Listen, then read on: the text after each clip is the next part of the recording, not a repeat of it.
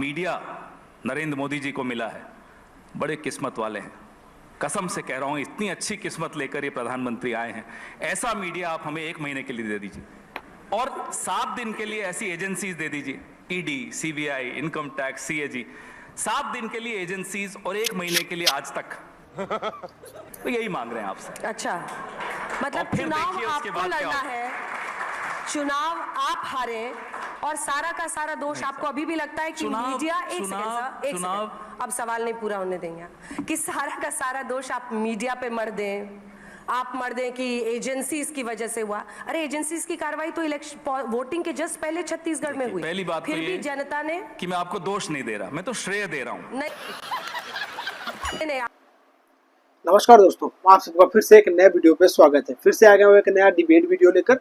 इस debate video में आप लोग को दिखाने वाला हूँ किस तरीके से कांग्रेस के नेता पवन खेड़ा और अंजना ओम कश्यप से आपस में ही डिबेट हो जाती है। बात कुछ और लेकर ये लोग आए थे, लेकिन डिबेट अंजना ओम कश्यप और कांग्रेस के नेता पवन खेड़ा से बहुत ही जबरदस्त डिबेट होती है। पवन खेड़ा का कहना है कि प्रधानमंत्री मोदी की किस्मत इतनी अच्छी है कि उनको इतने बड़े पत्रकार का सहारा मिला, ईडी, सीबीआई सब कुछ का सहारा मिला। लेकिन पवन खेड़ा कहते हैं कि अगर ईडी, सीबीआई और पत्रकारिता अगर हमको सौंप दिए जाए 1 हफ्ते के लिए तो हम बता देंगे कि हमने भी कैसे सरकार चलानी है। आइए इस वीडियो को आप लोग को दिखाने वाला हूँ किस तरीके से पवन खेड़ा मोदी जी को लेकर क्या कहते हैं और जिस तरीके से डिबेट करते हैं उस पर अंजना ओम कश्यप ही उनके हर सवालों का जवाब देती है और अंजना ओम कश्यप और पवन खेड़ा से ही डिबेट काफी जबरदस्त होती है। कन्हैया कुमार भी बैठे हैं, लेकिन कन्हैया कुमार कुछ नहीं बोल पाते, खाली पवन खेड़ा और अंजना ओम कश्यप से ही डिबेट चलती है। डिबेट वीडियो काफी जबरदस्त है। आइए इस वीडियो में आप लोग को दिखाने वाला हूं, तो आप लोग लास्ट तक बने रहिएगा और अगर चैनल पर नए हो चैनल को जरूर सब्सक्राइब कर लेना। इस वीडियो का लिंक आप लोग को डिस्क्रिप्शन में मिल जाएगा। चलिए वीडियो को शुरू करते हैं। नरेंद्र मोदी जी को मिला है, बड़े किस्मत वाले हैं। कसम से कह रहा हूं, इतनी अच्छी किस्मत लेकर ये प्रधानमंत्री आए हैं।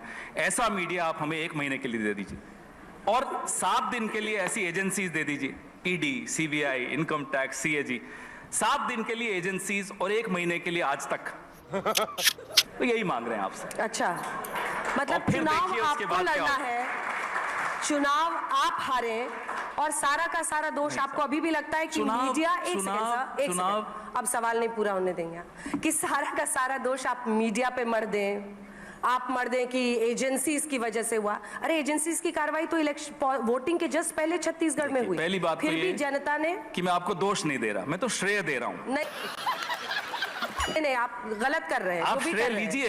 क्यों ले श्रेय? आपको लपक के श्रेय ले लेना चाहिए। नहीं, आपको लेना चाहिए कि आप राहुल करते हैं, लेकिन राहुल जी जिता नहीं पाते हैं। आप मोदी जी को श्रेय मत दीजिए। आप राहुल करते हैं, मेहनत आपकी और फल ले रहे हैं मोदी जी। ये अच्छी बात थोड़ी। हारते आप हैं और कहते किसी और ने हरा। मेहनत आप करते हैं, सत्ता में वो बैठे। आपको ऐसा लगता है, आपको ऐसा लगता है कि मेहनत हम लोग कर रहे हैं। पूरी मेहनत वो कर रहे हैं। पार्टी करती है, मेहनत में कोई कमी नहीं। पार्टी करती है। नहीं, वो पार्टी करती है जो जीतती है। क्यों? जब आप कर्नाटक में जीते तब भी हमारी मेहनत थी। अंजना जी 2014 मेरे सवाल का जवाब दीजिए ना। मैं अभी जब आप कर्नाटक में जीते तब भी मीडिया की मेहनत थी। जो आप नहीं पूछोगे उसका भी जवाब दूंगा। रुकिए ना, जो पूछ रही हूँ वो बता दीजिए ना। उसका भी दूंगा और जो नहीं पूछेंगी वो भी दूंगा। रुकिए आप। पहले 2014 तक क्या होता था? पार्टियां चुनाव लड़ती थी, मीडिया निष्पक्ष एक भूमिका निभाता था। 2014 के बाद एक इकोसिस्टम चुनाव लड़ते हैं। एक तरफ अकेली विपक्ष, दूसरी तरफ media, agencies, social media, political party. सही पकड़े हैं। अब आप देखिए कितनी लेवल प्लेइंग फील्ड है क्या ये? तो ये कह देना, तो मैं तो आपको सिर्फ श्रेय दे रहा हूं, आप इसमें श्रेय लीजिए, कोई गलत बात नहीं है इसमें श्रेय। धूल चेहरे पर थी, आईना पोंछता रहा, यही आपकी बीमारी है। लेकिन क्या आप इस मंच पे मुझे बताएंगे कि तीनों राज्यों में कांग्रेस की हार का जिम्मेदार कौन था? देखते हैं आज पवन खेड़ा कितनी ताकत और हिम्मत दिखाते हैं। अभी बताता है भाई, अभी बताता है, अभी किया ना, अभी बताता है।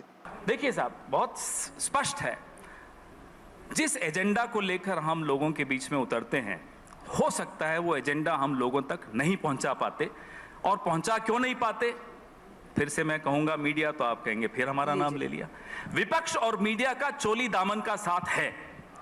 आज का विपक्ष अनाथ है, ये आप मानिए।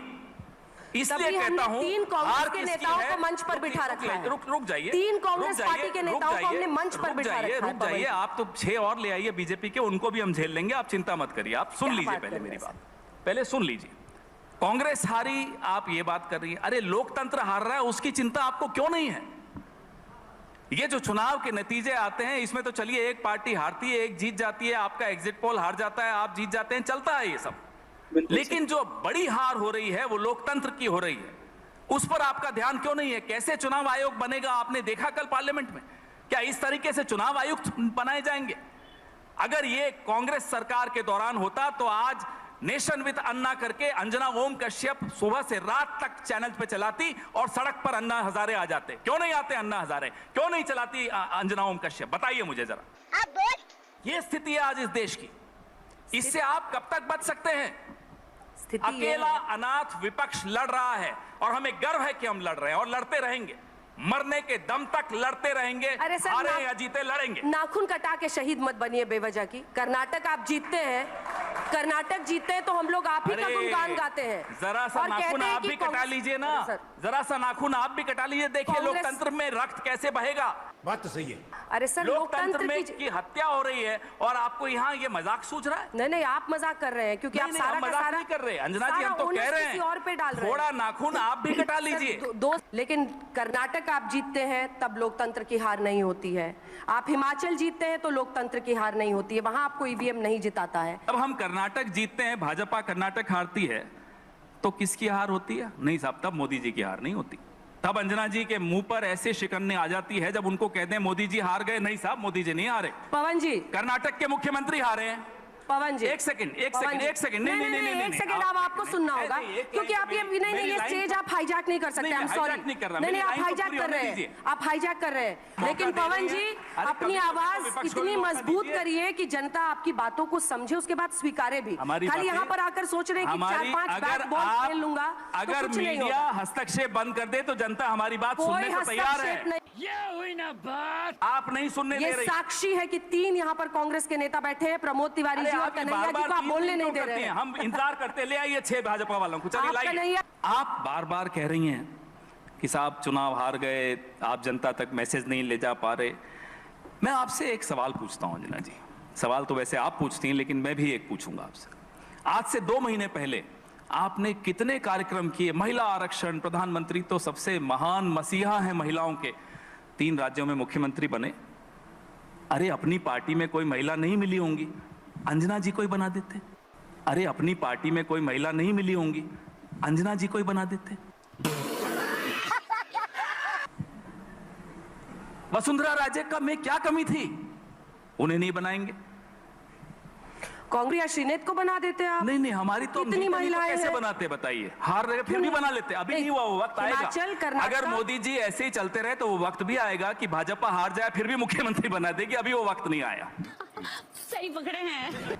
मोदी जी कम से कम महिला आरक्षण का इतना बड़ा झुंझुना आप सबके हाथ में पकड़ाकर, अब मौका आया था तो वसुंधरा जी को घर पे बैठा दिया। आप लोग भी कमाल के हैं।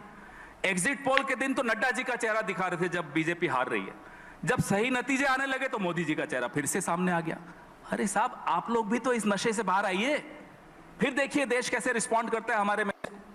मैं बार बार ये दोहराता हूं, हम आपके बगैर अधूरे हैं। मोदी जी भी आपके बगैर अधूरे हैं, ये मैं मानता हूं। नशे में आप हैं सर। हम क्या नशे में? हमारा तो नशा आप लोग सब रोज उतारते हो। आप संस्थानों पर उंगली उठाते रहेंगे। सब संस्थानों पर ही हमला हो रहा है अंजना जी। जब हमला संस्थानों पर हो रहा है, जब मीडिया की निष्पक्षता पर हमला हो रहा है, तो हम क्या सवाल भी नहीं उठाएं? या अब उस पर भी आपत्ति है आपको कि सवाल क्यों उठा रहे हैं? अरे सुधरो रे, अभी तो सुधर जाओ। ऐसा आपको लगता है? आप अभी पूछ लीजिए लोगों को लगता है कि मीडिया निष्पक्ष है या नहीं है? इस भ्रम में जीते हुए आपके लिए मुश्किलें और बढ़ेंगी। मुझे तो लगता है कि आपके नेताओं में काबिलियत है कि वो आपके लिए चुनाव जीत सकते हैं। क्यों नहीं जीत पा रहे हैं ये बताना आपका काम है, लेकिन आप नेताओं पर मंथन करने को तैयार नहीं है, स्ट्रैटेजी पर मंथन करने को तैयार नहीं है। मैडम, मीडिया भी थोड़ा